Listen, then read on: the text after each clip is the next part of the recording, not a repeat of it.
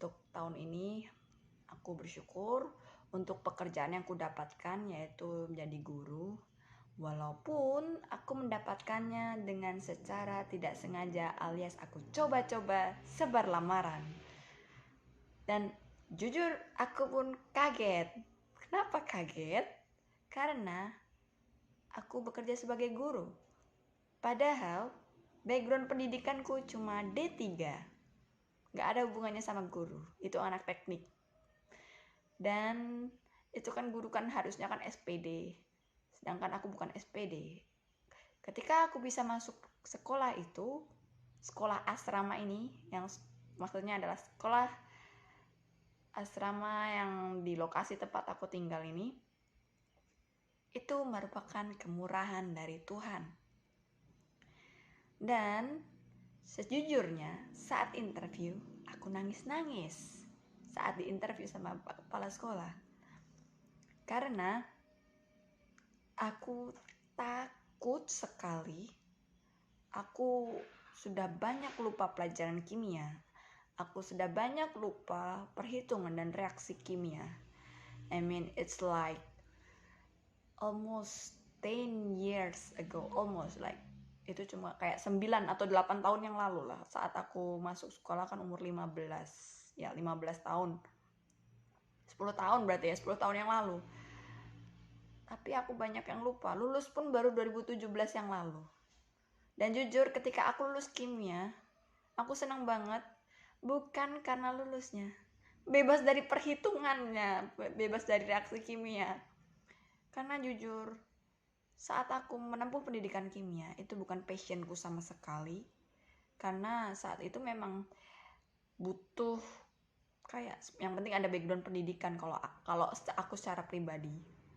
Soalnya waktu zaman SMK aku mendaftar sekolah, itu kan jual keyboard untuk main musik, dan terjualnya malah pas di mendaftar di SMK yang jurusannya kimia. Ya mau nggak mau aku sekolah di kimia. Dan anehnya lagi, aku tuh aslinya pengennya habis SMK tuh lulus langsung kerja. Tapi karena aku anak perempuan, dan anak perempuan satu-satunya di keluargaku, jadinya aku disarankan untuk kuliah. Karena orang tuaku berharap aku mampu kuliah, bukan bekerja. Karena kerjaan yang waktu kulamar itu jauh juga dari tempat tinggal keluarga. Takut kenapa-napa karena aku satu-satunya perempuan di keluargaku. Ya jadi ikut aja lah. Dan jujur selama kuliah aku bukan menjalaninya dengan segenap hati dan segenap jiwa. Dapat dilihat dari nilai-nilai IPK aku yang tidak nyampe 3. Jadi ya you know lah, aku gak pinter-pinter amat di kimia sebenarnya. Nilaiku yang A aja cuma di pengelolaan limbah sama energi terbarukan, sisanya B dan C. Dan kok bisa-bisanya gitu aku melamar jadi guru kimia, itu yang masih aku mikir tentang diriku yang dulu yang waktu melamar. Tetapi semua karena kemurahan Tuhan. Sekali lagi aku bilang kenapa? Karena di sekolah ini, dalam pekerjaan yang kulakukan ini, membuatku untuk belajar percaya tentang tuntunan Tuhan, percaya tentang penyertaan Tuhan, hikmat dari Tuhan. Karena jujur, kalau aku sendiri dengan kekuatan kemampuanku yang seipet gini, gak akan bisa mengajar anak-anak yang SMA. Apalagi yang aku tahu ya, perkembangan anak SMA zaman sekarang itu pesat sekali. Mereka generasi milenial, ini bukan milenial lagi namanya nih, generasi yang sekarang ini itu generasi yang kritis. Mereka akan bertanya kenapa dan kenapa dan kenapa. Dan jujur yang aku takutkan adalah bagaimana cara menjawabnya. Bagaimana kalau aku nggak punya jawabannya. Tapi karena aku belajar berjalan bersama Tuhan, aku belajar materi yang ada. Sebenarnya yang aku pelajari bukan belajar dari buku. Karena jujur, aku tidak mengerti sama sekali kalau belajar dari buku. Buku itu bahasanya sudah bikin mumet. You know mumet? Mumet is pusing, alias ya pokoknya bikin males mikir lah. Tetapi aku belajar banyak dari YouTube. untungnya sih ada YouTube ya. Kalau nggak ada YouTube aku bingung ngajarinnya gimana. Jadi kebanyakan proses belajar mengajarku itu pakai multimedia. Aku cuma mengajarkan secara lisan yang aku benar-benar pahami dan benar-benar mengerti. Oleh sebab itu aku pun juga belajar dari YouTube, kayak malamnya aku belajar materi dan aku mengingat-ingat dan kayak menyimpulkan, bikin ringkasan materinya sehingga anak-anak bisa mengerti. Kenapa? Karena materi yang kuajarkan ini nggak khusus untuk anak IPA aja, tapi anak kelas kimia peminatan di kelas IPS. Nah, sementara dalam stereotip masyarakat IPS untuk belajar kimia itu agak susah kan, agak bahasanya terlalu tinggi, makanya itu aku belajar untuk membahasakan dengan bahasa yang paling sederhana supaya anak-anak kelas IPS itu mengerti. Karena kan basicnya kan kelas IPS kan tidak terlalu ditekankan kimia, sementara ada kimia peminatan. Jadi mau nggak mau aku pun harus belajar lagi bagaimana bahasa mengajar yang baik. Hal itu jujur tidak mudah, dan apalagi dalam beberapa bulan yang lalu kepala sekolah menghimbau supaya aku juga mengajarkan untuk kompetensi dasar. Maksudnya mereka bisa kompetensi kayak membuat suatu produk yang menjawab suatu masalah dalam daerah mereka. Soalnya dalam sekolah asrama ini anak-anaknya berasal dari berbagai daerah di Kalimantan Barat. Ada yang dari Sanggau Kapuas, ada yang dari daerah Tanjung, ada yang dari daerah, mungkin ada yang dari daerah Darit, enggak. Ya aku nggak hafal sih daerah-daerah di Kalbar, cuma dari berbagai daerah di Kalimantan Barat, alias yang beberapa itu masih ada yang desa-desa. Kebanyakan itu adalah prospeknya adalah pertanian, jadi aku harus menjawab cara masalah mereka. Jadi maksudnya adalah menciptakan suatu produk yang berhubungan dengan pertanian. Nah itu dia yang aku pertamanya bingung, produk pupuk dari pertanian. Yang aku tahu cuma kompos yang dari limbah dapur, limbah rumah tangga. Gimana caranya supaya lebih spesifik? Karena mereka mengharapkan lebih spesifik itu. Jadi aku coba cari di YouTube. Ya aku coba asal cari, aku nggak tahu apa yang aku dapatkan dan aku langsung klik video yang paling pendek dan paling mudah dibuat.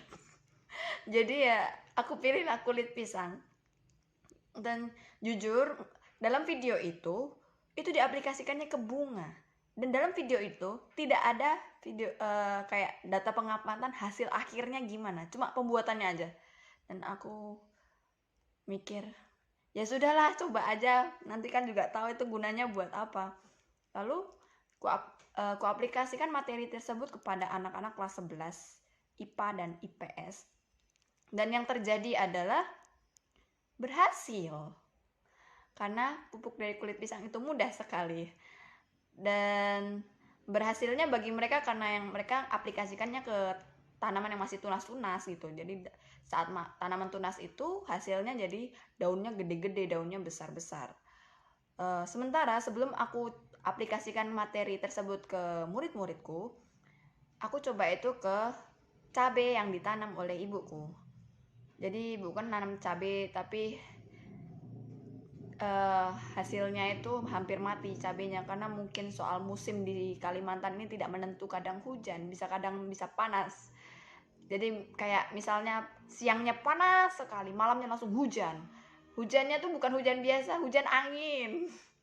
Nah makanya itu kadang karena cuacanya tidak menentu, mungkin cabenya mati kan, hampir mati, belum mati. Ku kasihlah itu pupuk kulit pisang di cabai tersebut, dan hasil akhirnya yang mengamati adalah ibu bapakku, bukan aku. Kenapa? Karena aku cuma tahu menyiram pupuk, tapi aku gak tahu tentang seluk-beluk perkembangan tanaman.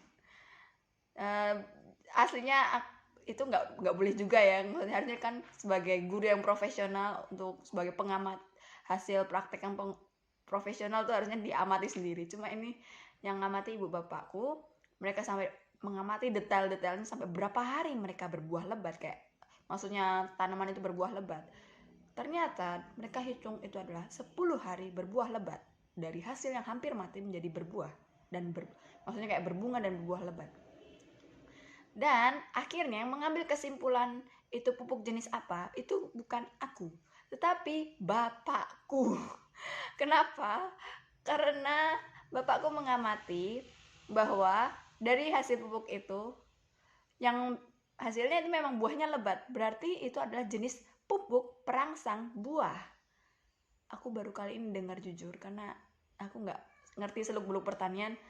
Jadi karena hal itulah bapak dan ibuku sebagai gembala setempat menghimbau jemaat, terutama yang untuk para ibu-ibu, wanita. Saat ibadah wanita, kita mengadakan lokakarya atau praktek pengelolaan selai pisang, juga hasil samping pupuk dari kulit pisang. Jadi bahan utamanya adalah pisang. Dan banyak yang antusias dalam rencana tersebut. Dan aku seperti jujur saja, aku bingung. Kenapa bingung? Aku bingung dengan reaksi yang banyak orang yang bertanya-tanya tentang pupuk kulit pisang. Like, aku kan cuma nyobain. Berhasil, ya sudahlah, puji Tuhan aja berhasil. Kayak aku tuh nggak ngerti apa-apa. Aku tuh kayak bingung gitu. Aslinya aku bingung. Percobaanku berhasil sebenarnya bingung. Tahu kenapa bingung? Kayak aku merasa aku mengerjakan itu asal-asalan. Tapi kalau hasilnya berhasil itu semua karena dari Tuhan kalau menurutku. Jadi kayak aku saat proses dalam praktek pupuk pisang itu kayak aku berserah aja lah pada Tuhan lah. Aku nggak tahu hasilnya gimana, produk ini berhasil atau enggak. Karena itu kan cuma, aku mikirnya itu cuma pelajaran praktek yang dicoba untuk murid. Ternyata malah dijadikan materi pokok untuk ibadah wanita, bahkan untuk tetangga-tetangga pada tanya kan, jadi aku jadi kasih tahu aja lah resepnya.